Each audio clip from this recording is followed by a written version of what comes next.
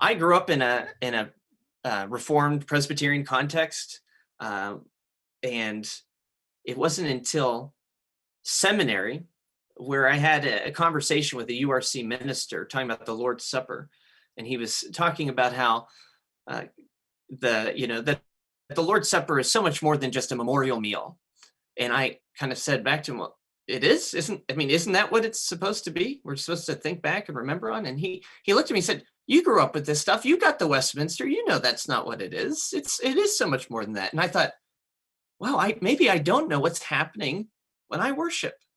And I'm somebody who's grown up in that context. So that was kind of the aha moment that happened. That years later, I thought I can't be the only one who has grown up in a Reformed context and maybe takes this all for granted, where the motions of worship have become rote and routine, and we're just not being thoughtful about what goes on in church on Sunday. And I'm not faulting my former ministers or elders or anything like that, but just the idea when you get so comfortable with something, you stop thinking critically about it.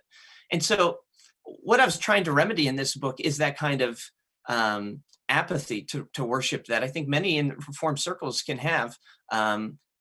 It's not like they plan for it, but when you're presented with something week in and week out, it can become